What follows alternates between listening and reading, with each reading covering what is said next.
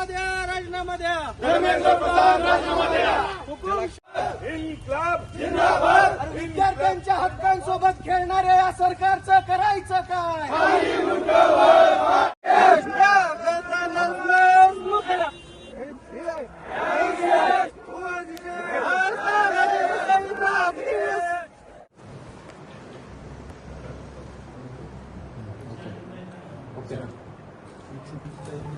जंतर मंतरवरती सोनम वांगचुक सरांना ज्या पद्धतीमध्ये उचलल्या गेलं आणि त्यांना नजरकैदेत ठेवलं, त्यांना सोडून द्यावं आणि धर्मेंद्र प्रधानांनी नीट पेपर फुटीची नैतिक मुद्दा स्वीकारून राजीनामा द्यावा, याच्यासाठी जिल्हाधिकाऱ्यांमार्फत आम्ही सरकारला निवेदन केलंय की नीट पेपर फुटीच्या विरोधामध्ये या सरकारने एक योग्य कायदा आणावा आणि विद्यार्थ्यांच्या भविष्यासोबत खेळणं बंद करावं. त्याच समवेत धर्मेंद्र प्रधानांनी नैतिकतेची मूल्य जपून राजीनामा द्यावा, त्या ठिकाणी एक सक्षम शिक्षण मंत्री भारताला द्यावा. त्याच समेत महाराष्ट्रामध्ये जी टीईटीची परीक्षा झाली, तो पेपर पण व्हायची होती, तो पेपर पण फुटला, त्याच्या विरोधामध्ये पण एक कायदेशीर कठोर कारवाई करावी. हे पेपर फुटीसारख्या प्रकरणांमध्ये जन्मठेपेसारख्या शिक्षेची तरतूद करावी.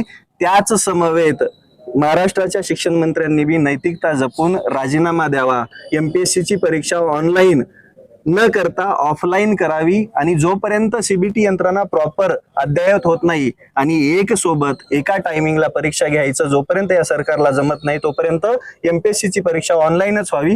हे मुद्दे घेऊन आम्ही जिल्हाधिकाऱ्यांना, सर्व पक्षीय त्याच समवेत चळवळीतल्या सगळ्यांना मिळून आम्ही निवेदन दिलं जिल्हाधिकाऱ्यांना सरकारकडे पोहोचवण्यासाठी. आज दिल्लीमध्ये लाठी हल्ला पण बऱ्याच तरुणांवर झालेला आहे, त्याकडे कसं पाहता? मुळातच भारतामध्ये अस्तित्वात असणाऱ्या सरकारने एक प्रकारची हुकुमशाहीची घोषणाही केलेली आहे. विद्यार्थी आणि सोनम वांगचुक सर, त्याचसोबत CJPचे कार्यकर्ते अभिजित दिपके हे सगळे मिळून शांततेमध्ये आंदोलन करत होते. त्या आंदोलनाला तर सर्वात सुरुवातीला परवानगी नाकारली.